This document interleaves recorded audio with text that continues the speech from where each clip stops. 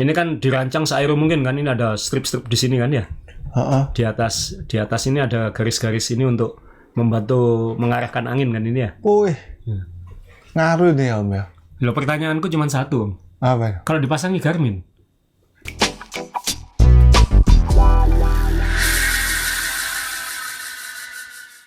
Teman-teman, setelah beberapa pekan nggak ada Om Johnny Ray, akhirnya senang bisa kembali sama beliau. Cuman sebelum saya nampilin dia, karena casingnya berubah, mungkin ada, kalau mobil launching baru itu kan ada facelift. Jadi Om Ray kan punya masalah dengan jari manis. Jadi dia nanti mungkin bisa cerita apa yang terjadi dan pelajaran buat teman-teman semua. Saya alihkan kamera ke Om Ray. Ya. Apanya yang baru? Tertutup helm. Kalau biasanya dia agak gondrong, ini sekarang rambutnya klimis, lebih youthful, lebih fresh, lebih baru. Kan biasanya akhir tahun itu ada mobil launching baru facelift. Ya, Om Ray juga facelift. Ini sekarang. kan request Om. Requestnya siapa? Requestnya saya sendiri. Nggak. Bisa tunjukkan ini problem jari manisnya, tangan kiri ya. Ini. Nah, kok mulus? Ini kan pinternya yang gandeng Om. Ya maksudnya bukan gandeng, maksudnya yang nyambung gitu. Nyambung ya. Jadi bisa ceritakan apa yang terjadi? Jadi ini pinjam pulpen. Ya.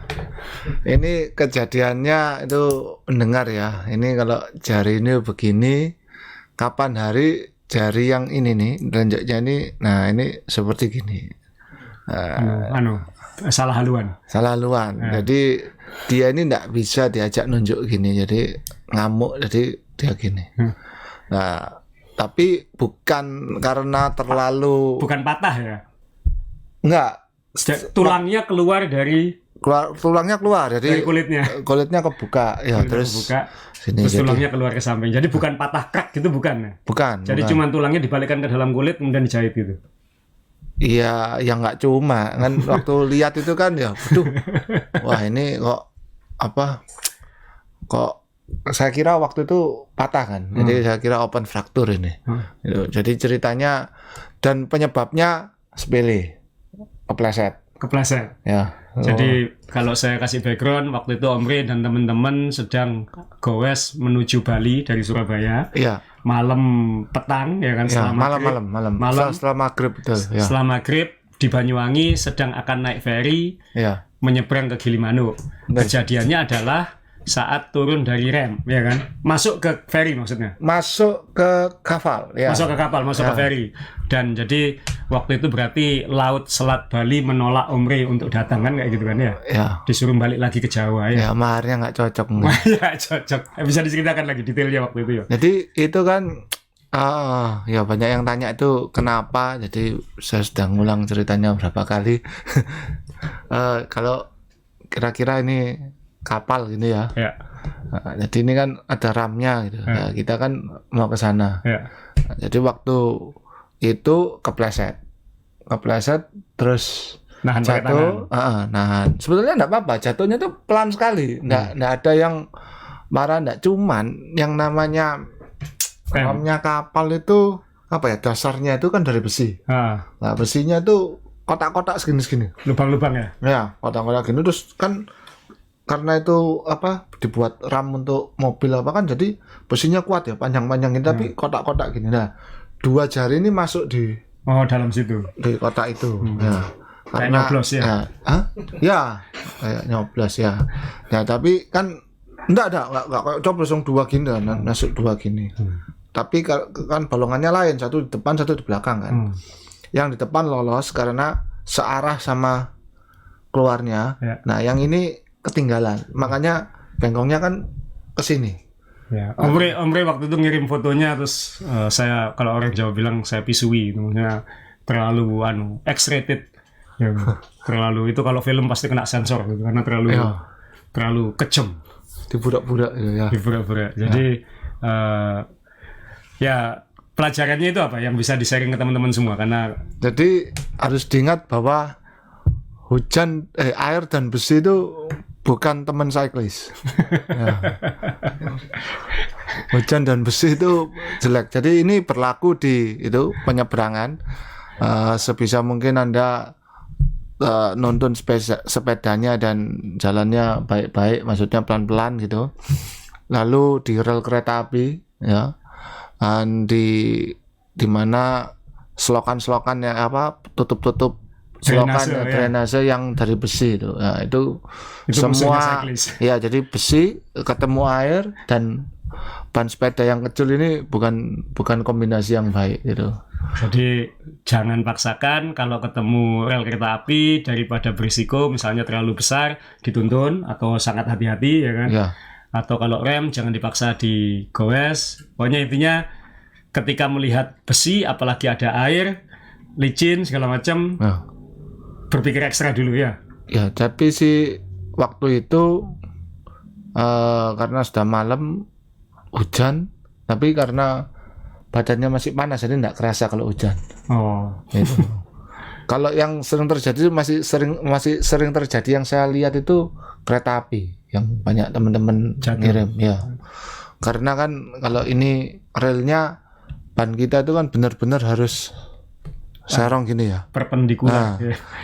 Biasanya kan relnya itu miring gini ya, miring gini. Nah, beloknya ke sana. Nanti pasti bannya sudah gini. Nah, gini ini kayak mau disinkronis gitu loh. Jadi ini bukannya nyebrang malah ikutan masuk di sela-selanya ini malah jatuh. Nah, jadi kalau walaupun miring ini sebisa mungkin memang agak aneh ya nyetirnya. Jadi motong dulu baru belok. Nah, itu sambil ngasih tanda ke belakang, depan dan belakang atau apa ke samping teman-temannya. Ya. Biasanya motor kan biasanya. Jadi kita mau motong gini tapi motornya itu sudah mepet gitu, jadi akhirnya arah sepedanya itu mau enggak mau masuk ke relnya itu. Setelah kecelakaan itu sudah mencoba ke Bali lagi? Belum. Mau dicoba lagi? Enggak mungkin, tapi ya belum bisa sekarang. Maksudnya kan siapa tahu lewat darat ditolak gitu, nanti kalau lewat udara nolaknya kayak gimana, lebih serem. belum. Waktu sejak itu belum, tapi sudah kemana-mana, jadi enggak apa-apa kok. Ya, jadi sementara ini di Jawa dulu aja ya. Kamu nyebrang ke sana masih ada yang menolak itu ya. Betul, ya. Ya, jadi teman-teman pelajarannya adalah hati-hati, yang sering bolang dan punya pengalaman goes panjang pun masih bisa terjadi pada kita semua. Jadi yang penting dia sudah kembali, sudah sehat, jarinya sudah kembali normal, dan kita sekarang bisa podcast lagi. Dan episode ini kita mau nyoba format yang agak beda. Jadi kenapa kita menghadap ke depan semua? Karena kita menghadap screen, nanti teman-teman bisa melihat screen di depan kita. Karena kita sekarang bisa ngomongin sesuatu yang lebih aktual, ya kan?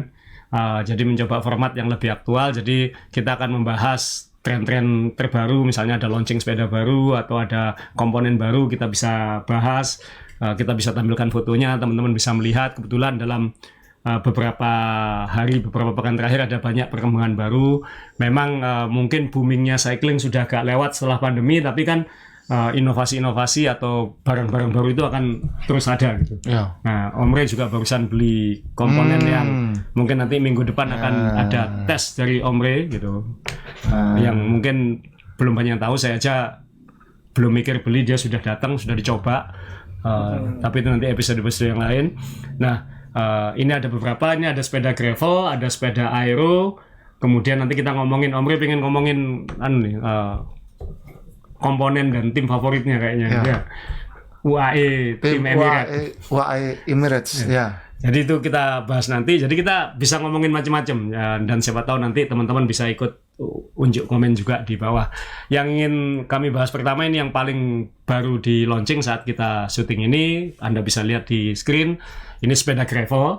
Kebetulan saya Om Rey lagi benar-benar seneng gravel karena memang nggak ada tempat gravel di sini ya, tapi sepeda gravel ini inovasinya lagi paling banyak gitu, karena memang harus diakui bahwa penjualan secara global sekarang di Indonesia mungkin belum, tapi di Amerika khususnya dan di Eropa gravel itu mulai sudah mendominasi sebenarnya. Betul. Bahkan UCI tahun ini sudah punya UCI World Championship untuk gravel, walaupun rutenya masih malu-malu, masih setengah road, tapi jangan kaget kalau kedepannya itu akan jadi lebih populer daripada road championship yang biasa gitu, karena nontonnya lebih Lebih seru ya. Lebih seru karena kan habis ini naik apa, habis ini lewat apa kayak gitu. Ada kayak nonton Paris-Roubaix. Nonton Paris-Roubaix itu kan seru banget ya. Iya. Yang jalan-jalan batu-batu itu kan. Jatuh Ya. Padahal nggak ada tanjakannya. Ya. Tapi itu nontonnya lebih dramatis. Jadi jangan kaget kalau dalam 5 tahun lagi mungkin UCI Gravel World Championship itu bisa lebih bergengsi daripada Road World Championship kayak gitu. Tapi ya kita lihat nanti. Yang jelas dari segi event dan lomba sekarang event gravel di seluruh dunia khususnya di Amerika dan Eropa lebih banyak daripada road biasa sekarang. Banyak event road bangkrut, event gravel booming. Itu yang terjadi sekarang. Nah, yang kita tampilin ini bukan versi yang paling mahal, ini yang versi yang tengah bawah sebenarnya malah. Ini Specialized Divers STR. Ini baru ini di grup kita kan juga dibahas ya. Tadi ini ada yang baru lagi nih, Specialized ngeluarin sesuatu yang baru lagi untuk gravel karena sepeda gravel ini kan yang kalau kita dulu bilang kan di sini road, aero road misalnya, di sini MTB, dia itu menguasai dari sini sampai sini gitu. Dia bisa ke MTB, dia bisa ke aero road gitu. Nah, ada dua yang berkembang banyak adalah segi aero gravel. Aero gravel itu seperti yang kalau saya dan Om John di UNC kan kita ada yang Journey KS. Kemudian Factor juga ngeluarin yang aero gravel. Kemudian Scott juga ngeluarin yang aero gravel. Nah, Specialized ini kan yang paling populernya ada di gravel kan yang Divers ini. Divers ini sekarang ngeluarin yang lebih ekstrim. Ini Divers yang tanda kutip full sus, tapi suspensinya nggak di fork dan nggak di apa itu? Ini suspensinya cuma rear suspension. Enggak, ini depan juga sebenarnya. Cuman depannya bukan hal yang baru karena suspensi depannya. Depan yang kayak Roubaix itu. Ya, kayak Specialized Roubaix yang sepeda endurance-nya yang di bawahnya stem itu. Yang bantu ngeredam kalau kita gas begini.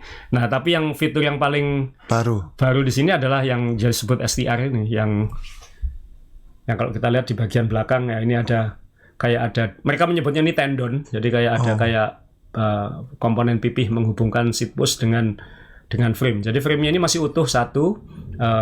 Dan sebelum kita bahas ini, kebetulan memang sekarang ini kan industri sepeda kan memang harus lebih kreatif ya. Karena kan persaingan makin sengit. Kemudian brand-brand besar khususnya itu harus bagaimana caranya menjustifikasi sepeda ini. Ya mohon maaf, harganya tetap mahal. Jadi Specialized itu dari dulu dikenal sebagai yang paling jago dalam hal marketing.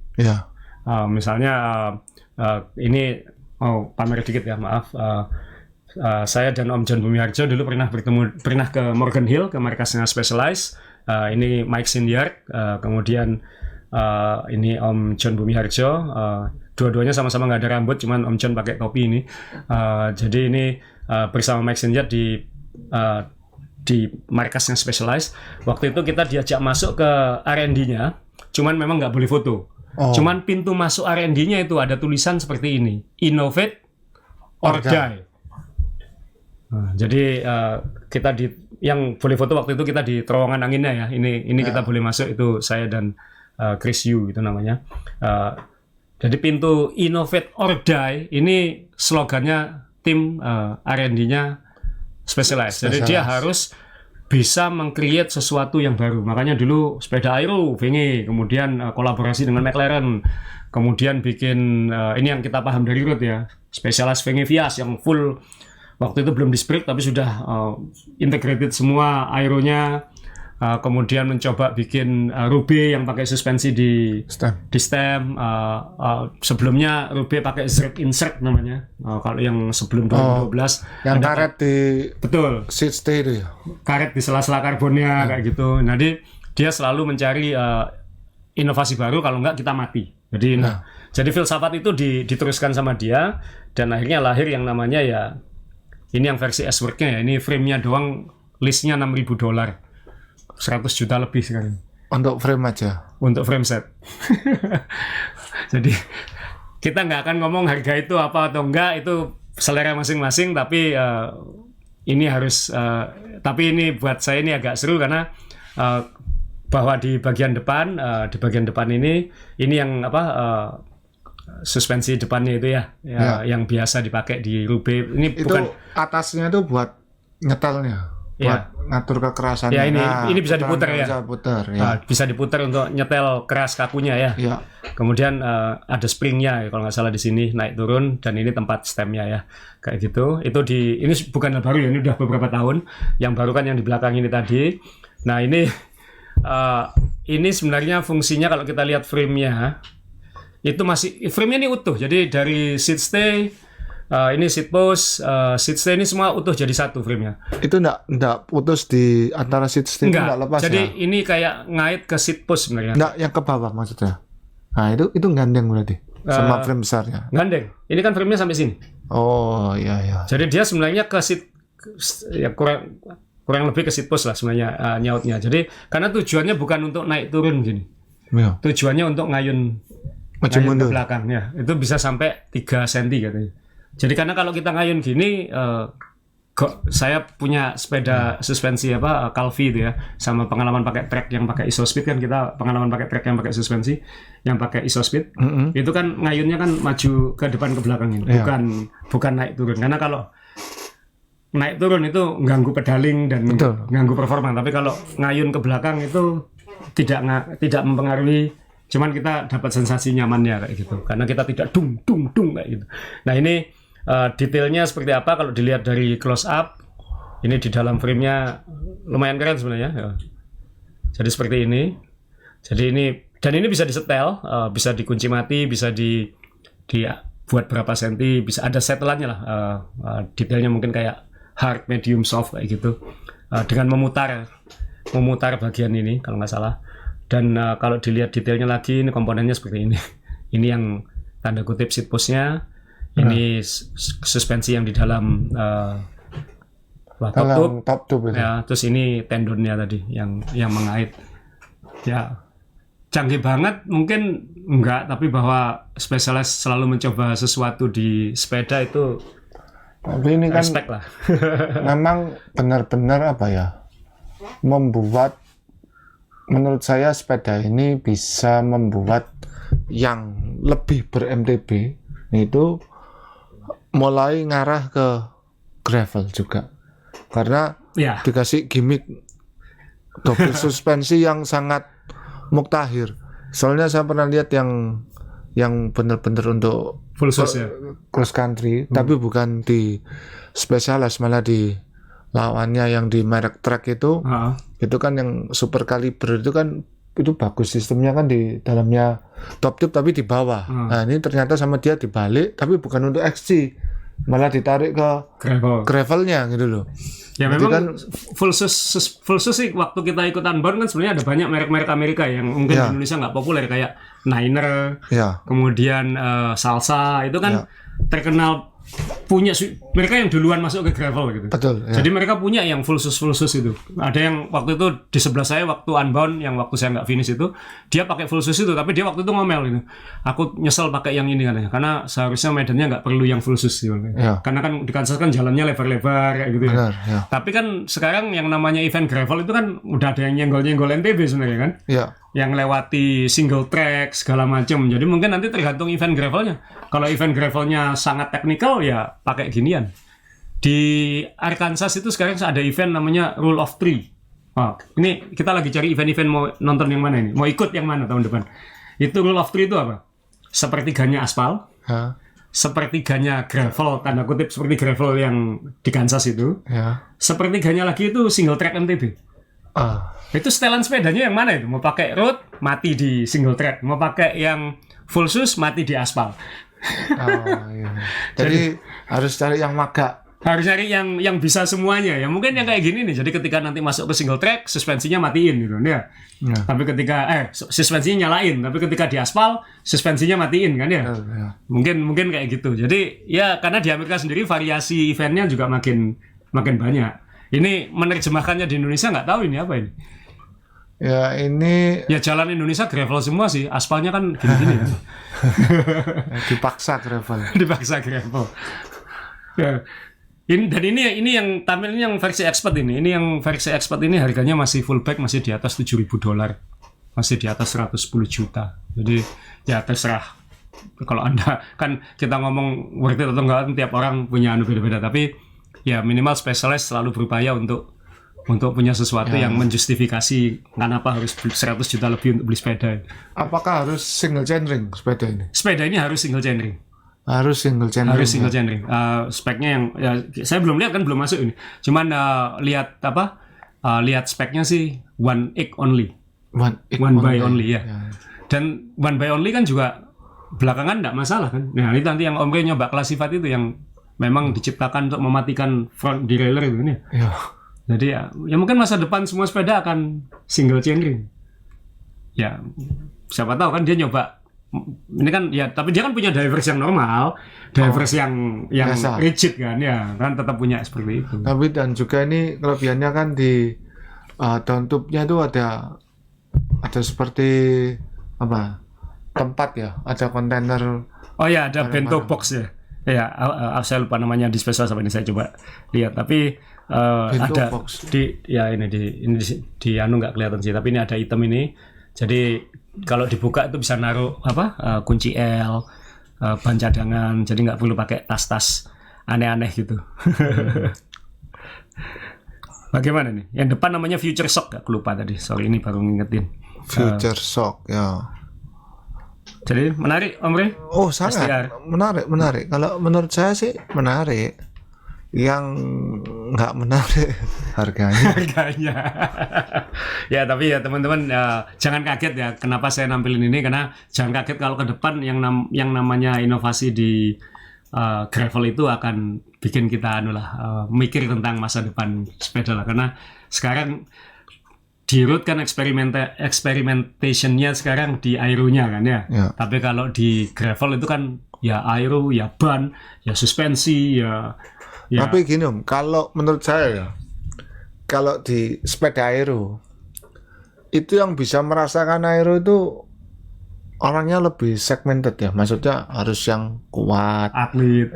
Ya paling nggak kuat lah. Ya kepingin cepat. Ya.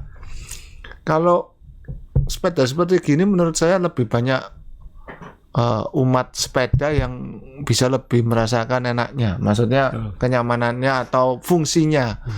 Contoh ya mungkin bawa apa sosis itu kan bisa dimasukkan di frame-nya itu ya gitu ya. Jadi bisa lah kalau makanannya kecil gitu mungkin masih bisa gitu ya kira-kira. Lalu lewat mana yang agak becek gitu masih bisa gitu ya. Jadi ini bisa ban 47. Wah, lebih gede lagi. Biasanya itu sampai ban 45 lah biasanya ban 45, standarnya. Sekarang malah 47. Ya, ada yang 50 tapi kan dia lebih ke kayak monster gravel yang bannya segini ya, monster gravel. Itu ada kategori lagi monster gravel namanya. Jadi yang namanya gravel itu seperti bilang tadi, ini road, ini MTB, dia tuh ngambil semua. Tinggal milih yang jalur yang mana kayak gitu. Ini kan sampai ada protected itu frame yang di bawah ini ya, karena dia mungkin akan melewati ini ya. Ya, untuk batu-batu yang karena dia akan lebih single track ini ya. Betul, gitu. ya. Lebih batu-batu. Jadi ya tadi Om Rey sudah nyinggung soal aero, next move ke aero ya. Ya. Karena ini juga cukup ramai di teman-teman. Ini ada, ini merek Italia yang kita kan ke kafenya waktu itu ya. Yang mana? Di Milan. Oh, saya enggak pergi. Ikut pulang dari pulang dari. Kamu enggak ikut? Enggak, yang habis saya ulang tahun itu. Enggak. Saya ke Jerman. Oh, kamu ke Jerman waktu itu. Jadi waktu itu kita ke Milan, kan ada Bianchi Cafe di Bianchi. Bianchi ya Bianchi lah. Saya lihat tank soalnya. Ada cafe Bianchi di Milan dan data komentatornya Eurosport itu di situ. Jadi lucu, kita ambil ngopi lihat komentator waktu itu ada Tour de France waktu itu. Jadi ngomentari lomba di dalam boxnya cafe itu lucu juga. Dan ini terus terang salah satu merek tertua sepeda. Ini lebih dari 100 tahun ini usianya. Jadi salah satu pionir sebenarnya. Dulu populer banget waktu masih Pantani. Oh, ya kan? Ya. Marco Pantani. Marco Pantani. Semua yang kuat-kuat itu nggak punya rambut ya. Jadi Il Pirata. Il Pirata ya. Julukannya bajak laut ya. Karena pakai bandana ya. Iya. Jadi terkenal pakai Bianchi dulu, dan ini sampai sekarang nggak tahu kenapa saya nggak jodoh punya ini. Dulu mau pesen Specialissima waktu pertama keluar 2015, toko yang saya pesan tiba-tiba tutup. Itu di tokonya di Eropa waktu itu. Kemudian mau beli lagi yang edisi Ferrari, tiba-tiba juga nggak ada kabar. Ya seneng sih karena nggak ada tagihannya kan berarti kan. Ya. Kemudian waktu 2020 pengen Oltre XR4. Ya waktu itu dipakai Jumbo Visma itu ya. Iya, Jumbo Visma waktu itu hampir juara Tour de France kan. Nyaris kurang 2 etape ya. Satu etape malah. Satu. Nah, Hamin 1 ya. Etape 20 kena ya. Time trial kan. Time trial. Ya. Jadi waktu itu saya pikir tapi waktu itu kan pandemi ya, puncak pandemi dan harga sepeda lagi mahal-mahalnya. Ya. Dari waktu saya minat beli dengan ketika akan beli harga selisihnya udah 20 juta naiknya untuk barang yang sama. Jadi waktu itu saya untung nggak menang jadi nggak jadi beli. Jadi belum jodoh sama Bianchi tapi di koleksi saya yang belum ada ini sih. Tapi gara-gara pengen yang klasik-klasik aja kayaknya, yang lama-lama. Nah ini yang baru ini baru di launching beberapa hari, ya hitungan belum setengah bulan mungkin dari podcast ini, dan itu agak eye catching. Kenapa ada 3 sepeda di sini? Kan ada 3 level ini Om Rin. Jadi level yang atas ini yang Reparto Corsa itu S-Word-nya. Reparto Corsa itu Racing Division. Iya. Bahasa Italia itu divisi balap itu dijadikan judul bagus ya. Reparto Corsa gitu kan. Coba kalau di Indonesia misalnya kita bikin yang poligon yang mahal, tulisannya poligon di sebelah, di baliknya tulisan divisi balap, kan kurang pas kan kayak gitu ya. Ini salah judul lah, gitu. Iya, salah judul. Tapi kalau orang Italia dibilang Reparto Corsa, wah, padahal artinya divisi balap. Iya, sama. Bahasa Inggris kan juga gitu. Ya, bahasanya kan service course ya. Iya, sama kan. Bahasa Indonesia repot. Jadi banyak penjelasan tuh yang mereka tuh bisa kesannya tuh bisa wah gitu. Nah, ini yang versi mereka menyebutnya Oltre RC. Reparto Corsa maksudnya. Reparto Corsa. Ya. Ini yang paling mahal. Kalau dari samping familiar nggak Om kelihatannya? Ya kayak ini kan kayak dulu waktu pertama kali Jumbo Visma pindah ke Cervelo itu. Ya, kayak S5 ya. Kayak S5, ya banyak yang teman-teman bilang ini, kayak S5 ya. Jadi memang sepeda aero itu semua insinyur, karena saya pengalaman juga di industri sepeda, semua engineer itu kalau mendesain sepeda aero pasti acuannya CFD, Computational Fluid Dynamics. Jadi pakai simulasi komputer untuk simulasi anginnya, karena kalau pakai terowongan angin kan sangat mahal. Dan itu nanti pada ujungnya, apalagi dengan regulasi UCI soal dimensi dan lain-lain, itu akan ketemu mirip-mirip memang. Jadi karena dipaksa ke arah itu. Ya. Kan kalau program komputer, arah angin yang paling efisien seperti apa? Dihitung sama komputernya keluarnya gini. Kayak gitu kan sebenarnya. Ya kan arahnya disamakan. Desainernya mau bikin kayak gini, kata komputer enggak, cepetan yang ini, balik lagi ke situ gitu. Jadi akhirnya semua desain itu akan converge gitu. Kayak mobil F1 kan. Pada akhirnya semua kelihatan mirip. Ketika ada regulasi baru, wah beda-beda kayak F1 tahun ini kan. Ada yang Mercedes yang nggak pakai sidepod, ada yang Ferrari yang sidepodnya besar. Tapi lama-lama tambah air musim tambah mirip semua akhirnya kayak gitu. Karena ketemu itu yang paling cepat kayak gitu. Jadi pada akhirnya akan ketemu, apakah itu nyontek atau tidak ya. Yang penting aero dulu. Yang penting cari cepatnya dulu. Cari cepat kan dulu. Gitu ya. Nah, tapi ini ada sentuhan Italian ya. Jadi ada lekuk-lekuk khas Italia itu ya. Kan sepeda Italia itu kan khas dengan lekuk-lekuk kan ya. Kayak Pinarello dengan Craze.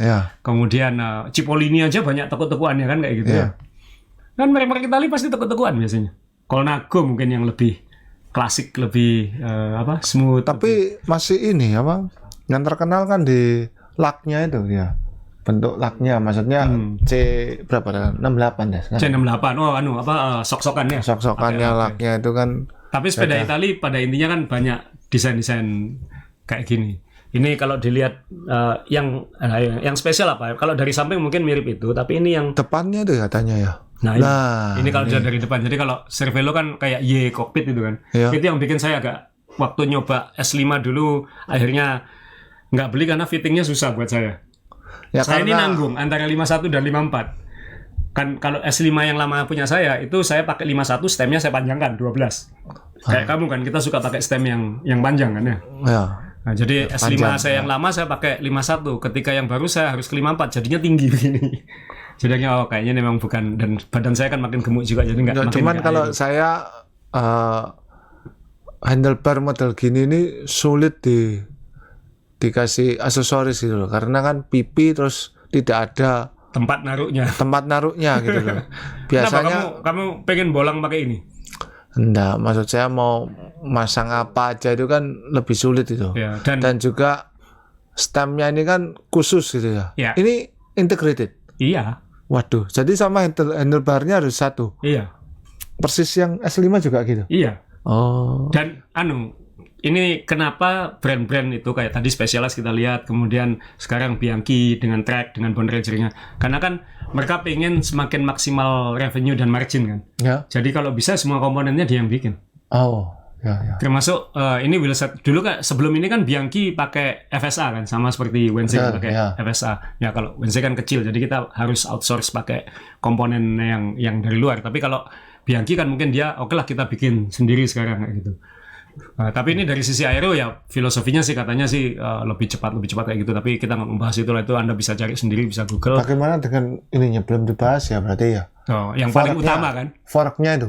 Oh bukan fork, yang paling utama head. Nah, maksud saya kan biasanya ketika bentuk sudah aneh begini kan Ya. sering problem di antara fork dan Oh steerer head ya. ya, steerernya ada. Di sini. Jadi Di dalamnya. karena di dalamnya jadi lebih rumit ya. Iya. Ini yang terjadi masalah di S5 generasi yang sebelumnya. Sekarang kan bagian dalamnya natap-natap ini katanya. Itu berisiko. Ya, semua yang Semua yang integrate, Kabel dalam, yang ya. kabel dalam itu akan ada risiko itu ya. Apalagi yang pipih-pipih itu, makanya jangan kaget belakangan kan ada specialized recall. S17 kan sempat, tapi sudah diatasi. Belum ada masalah masif di Cervelo, tapi Trek juga ada recall. Jadi mau produk-produk ini kan makin lama harus makin cepat keluar ke masyarakat kan. Jadi mungkin testingnya belum sempat lama sudah harus dipaksakan. ya. Mungkin gitu. Tapi ya, kita nggak usah ngomongin itu, kita ngomongin fiturnya aja lah, karena ini yang suka MotoGP mungkin suka lihat ini kan, suka lihat bagian ini nih. Oh.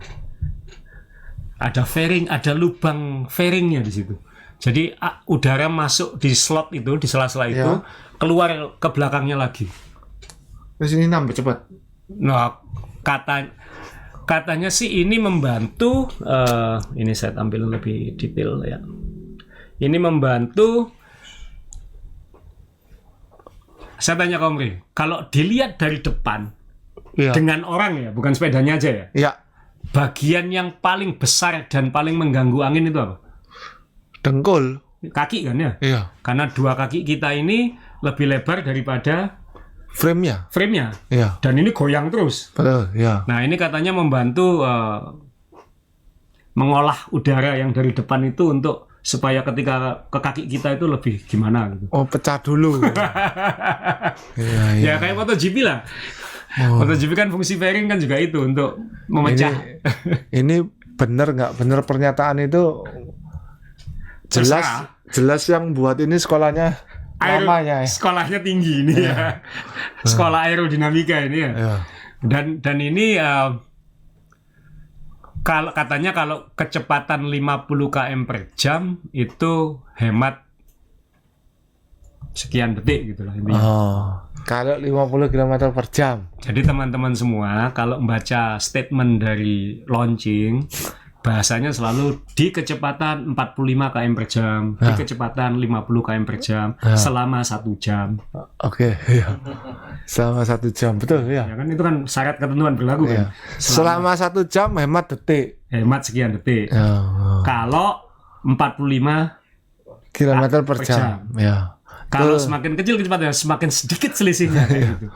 Karena kan 70-80% tahanan angin utama kan badan manusia kan gitu. Dan itu mungkin harus dalam posisi yang Aero juga. aero juga. Jadi ya ini ya jadi kita nggak ingin nyinyir atau apa, tapi intinya adalah oke lah itu kan namanya berusaha berinovasi ya, itu Hak masing-masing ini kalau dilihat dari belakang ini ada, kalau dilihat dari belakang slotnya ini keluarnya di sini.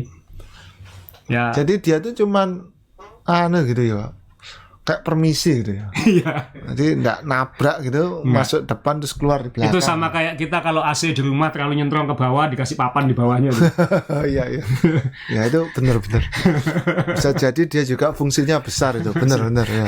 Jadi ya Itu ya kan, kita sih pengen ketahui, tapi apapun kan ada wow efeknya kan, dan ya. dan yang pengen beli ginian kan ya banyak, buktinya ada. Ya. Buktinya ada.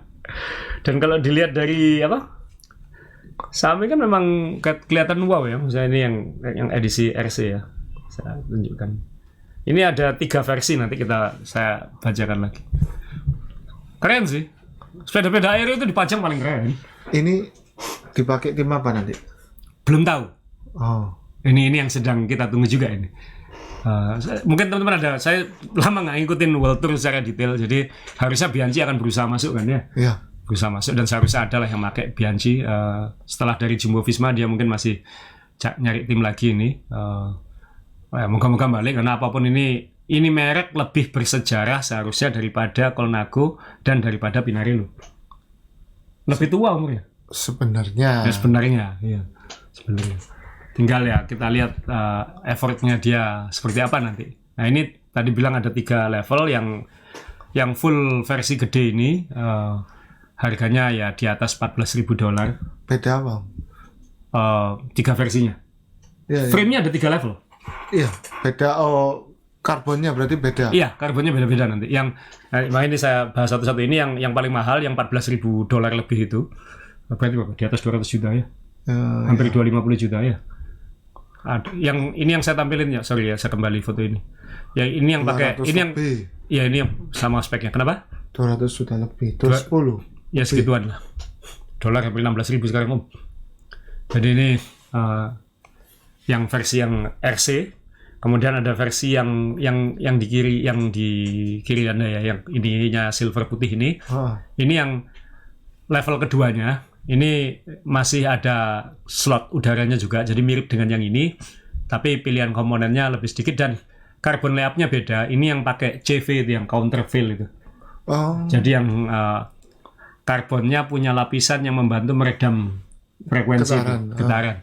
Jadi ini lebih berat sedikit, lebih murah sedikit, tapi kayaknya masih $9.000.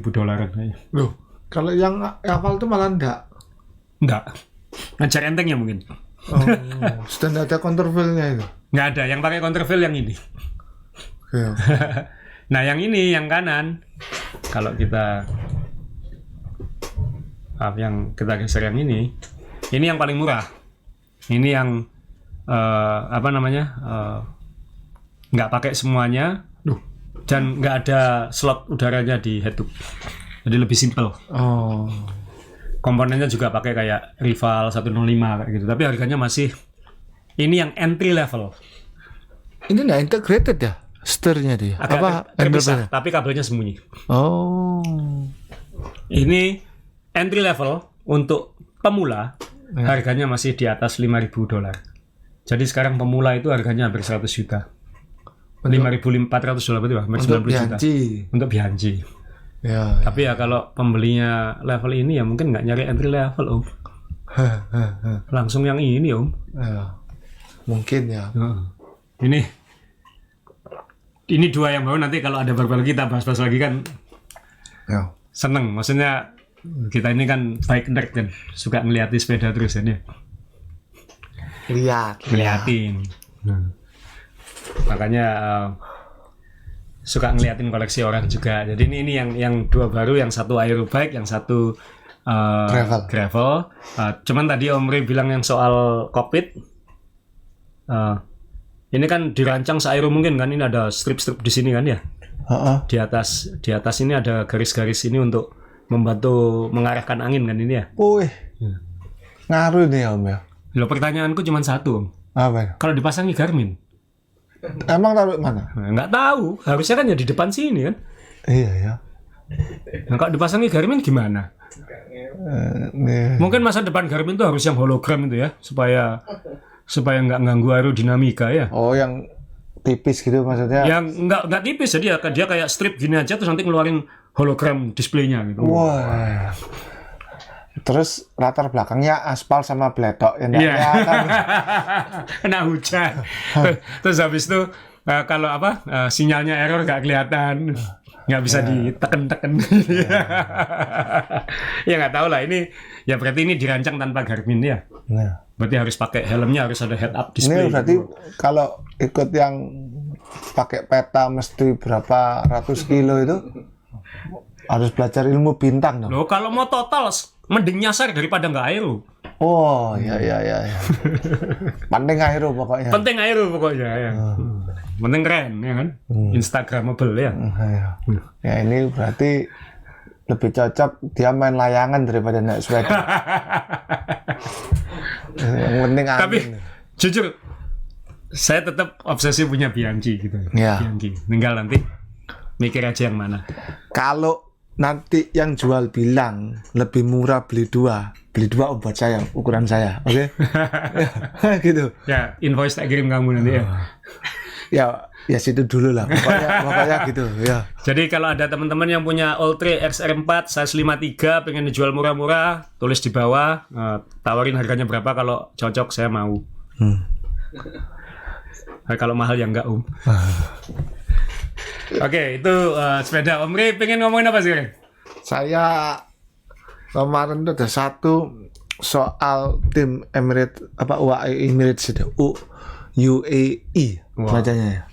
UAE Emirates. Nah, ini Pogacar. ini kan salah satu, wah kok fotonya pas yang ini.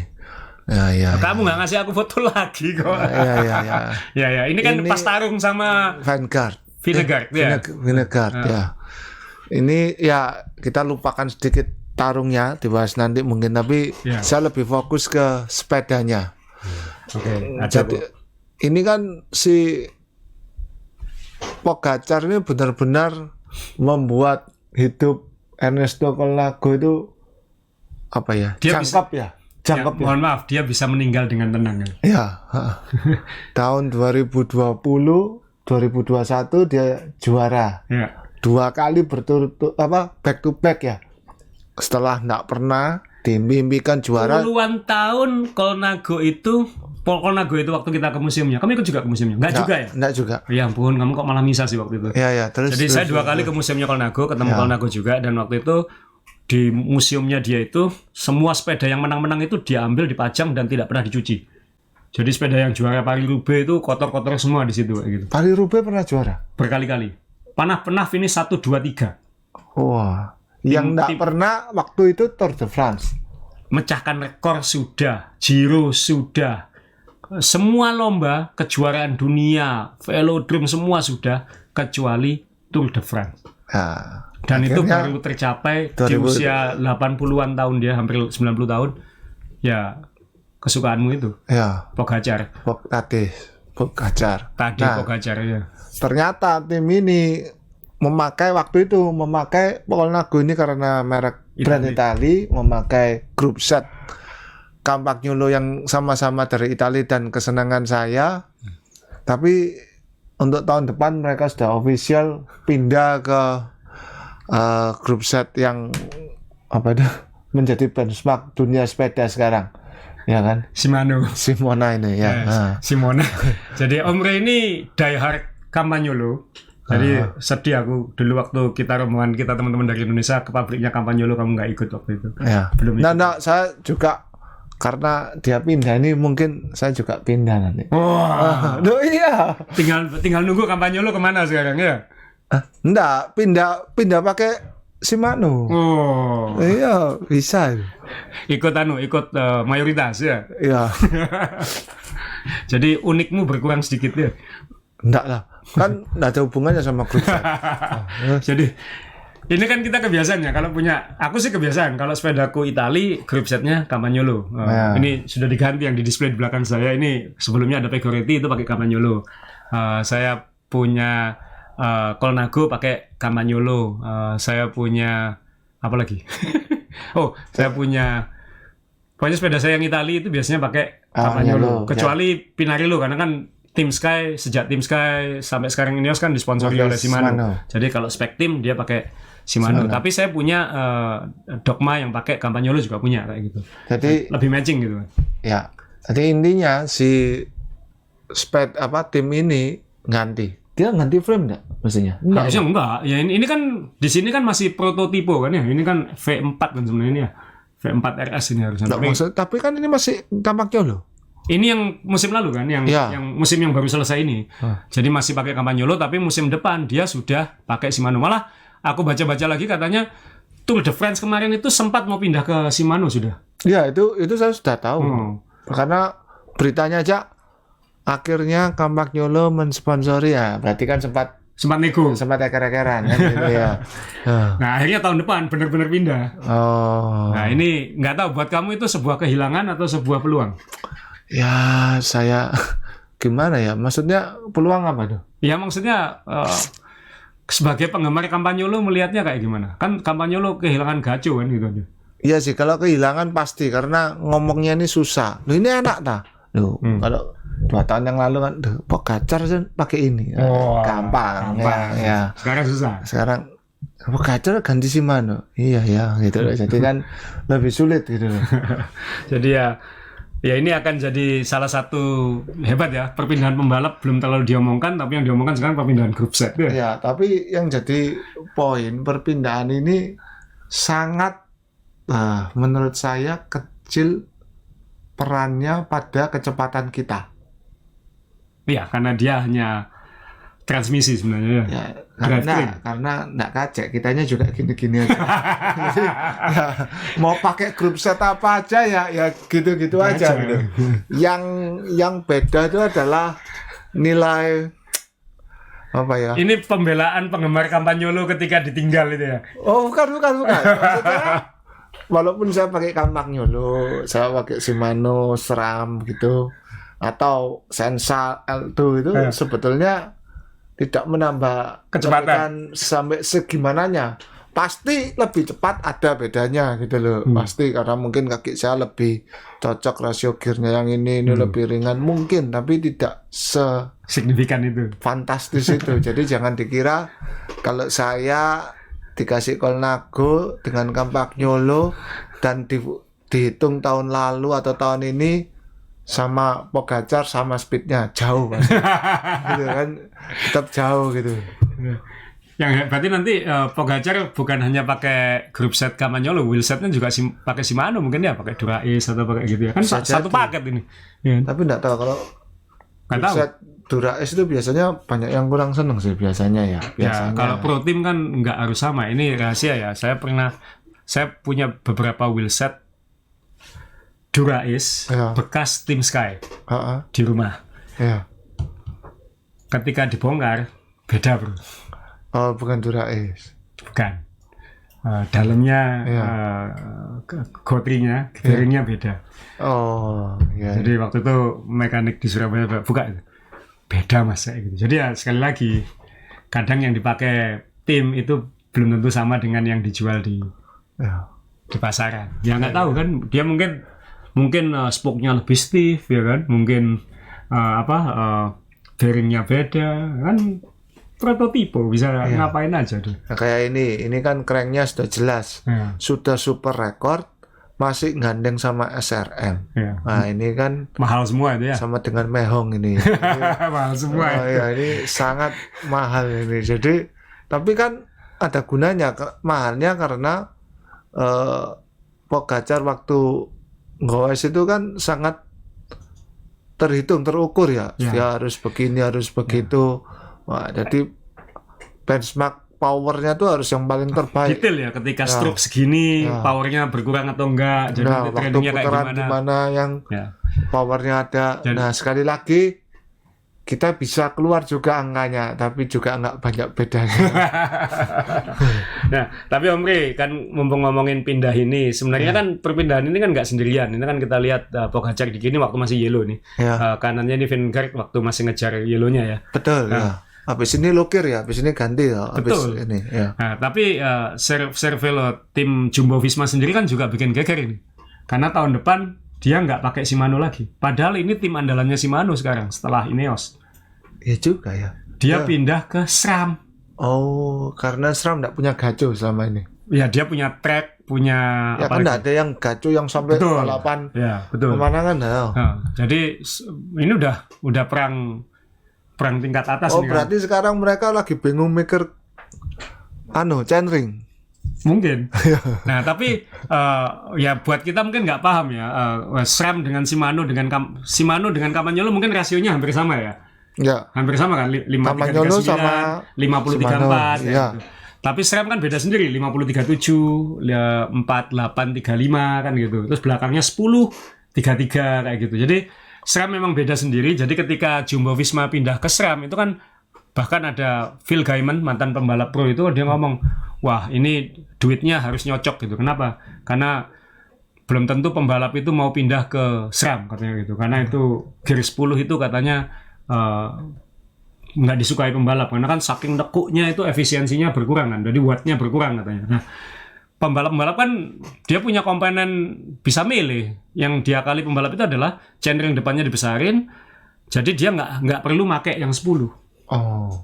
Ya, kalau kita kan mau nggak mau pakai yang 10 karena kita ngejar entengnya ketika nanjak gitu. Tapi kalau pembalap kan nggak butuh. Jadi supaya nggak pakai 10, depannya digedein. Makanya ada yang 52, 40, apa kayak gitu-gitu. Nah ini yang ya, tapi ada juga yang bilang gini Om Ri. Ini juga mungkin saya nggak tahu benar, ini benar-benar pure spekulasi orang sih.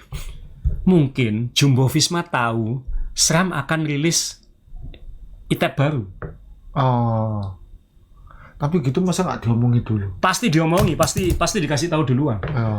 Ya kan pasti mereka kan tahu prototipnya sebelum kita. Ya, berarti anyar. Nanti ada ini loh. Ya. Jangan khawatir soal keluhan-keluhan. Kita ada ini loh. Ya. Kalau enggak kan ya duitmu banyak tapi kan kayak gitu kan ya. Ya. Tim-tim kayak gini kan belum tentu duit aja cukup kan kayak gitu. Ya, karena prestasi menentukan. Harus karena ya. diukurnya kan dari situ. Nah, mungkin akan ada tahun 2023 akan ada SRAM baru. Yang kita nggak tahu apakah nanti rasionya jadi kembali ke quorum, kembali ke konsensus atau ngembangin lagi yang agak beda. Kita kan nggak tahu. Ya. Katanya sih hitam sih mungkin warnanya. Oh. Grup setnya. Iya. Nah, ini yang kita nggak tahu, mungkin yang teman-teman di SRAM mungkin tahu, ini kan spekulasi, tapi kalau alasannya kenapa? Dihitung waktunya, itu sudah waktunya keluar yang baru. Oh, maksudnya kalau mobil itu ganti tipe setiap 4 tahun gitu ya? Ini kan sama. sudah hampir 4 tahun. Kan 2019 sampai hitap. Nggak kerasa ya? Sudah waktunya. Nah, jadi ya siapa tahu. Nah, ini update dunia World Tour dan prekomponenan. Kita sih nunggu yang murah-murah aja, apa yang baru moga-moga, karena harganya makin selangit. Masa 105 dia itu sekarang hampir 20 juta ya kan? Itu juga apakah itu akan sehat untuk industri sepeda belum tahu juga ya. Ini omongan kita minggu inilah ya. Ya. Sebagai penutup mungkin satu Om Ri, saya ingin nampilin Cavendish ya. Ini penggemar 10 tahun yang lalu yang kenal ini Cavendish. Sekarang udah umur berapa? 35 ke atas ya, 36 lebih. Tahun ini masih moncer ya? Enggak, tahun lalu dia menang ya. berapa etapa di Tour de France. Tahun ini nggak dimasukkan. Iya. Makanya dia ngambek, dia pindah tim tahun depan. Nah, timnya mau diumumkan Oktober ini katanya, akhir Oktober ini. Dia pindah ke tim Prancis Pro Tour, jadi bukan World Tour, tapi fokus ke Tour de France. Jadi tim itu akan ngerekrut domestik tukang tarik sprint train, khusus untuk Cavendish, karena misi dia cuma 1 tahun depan. Menang di 1 kali aja menang etapa di Tour de France tahun depan, dia memecahkan rekornya Eddy Merckx. Ya. Jadi ini orang Belgia nggak senang semua sama usahanya berarti. Iya, dia kan di tim Belgia sekarang ya kan. Oh, di tim Iya, timnya dia bisa? kan. Ya kan tim Belgia. Quickstep kan Belgia. Oh, itu tim Belgia. Tim Belgia. Padahal Laver itu kan bukan orang Belgia.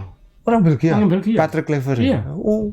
Makanya dia kan ada bilang, makanya diminggirkan. Iya, makanya kamu nggak usah ikut Tour de France. Wah, rekornya Eddy Merckx nggak pecah, aman. Ya. Sama-sama 34 kemenangan kan ya. Iya. Nah, tahun depan Cavendish akan fokus ngejar 1 kemenangan di Tour de France. 1 aja dia jadi nomor 1 dalam sejarah Tour de France.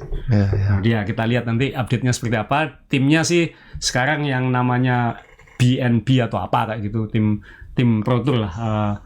sekarang pakai sepeda KTM. Heeh. Tapi Kayak katanya motor itu. betul. Tapi katanya tahun depan pakai BMC katanya. Oh. Jadi ya kita tunggu update-nya. Ini World Tour. Jadi ya Om Rey kita tutup dulu ya. Jadi Ya. ini moga-moga teman-teman nggak tahu komentarnya tentang format baru kita ini. Sesekali kita akan kayak gini untuk bahas hal-hal yang baru-baru. Kalau ada masukan tolong tulis saja dan thank you Om Rey sudah balik. Ya kita mohon pamit juga kalau misalnya seandainya Om Rey sibuk, saya sibuk, dunia sudah mulai benar-benar offline, kita harus kadang-kadang tidak ada episode ya, mohon dimaklumi gitu ya. Iya. Jadi ya, tapi yang penting sekarang jaga kesehatan, musim hujan, hati-hati ketika goes, lalu lintas mulai rame, jangan sampai Anda seperti Om Rey kayak gitu. Iya, bukan mulai, sudah ramai Sudah rame ya. dan makin ramai. Dan makin rame. Iya. Ya. Jadi ya, sampai ketemu lagi. Makasih.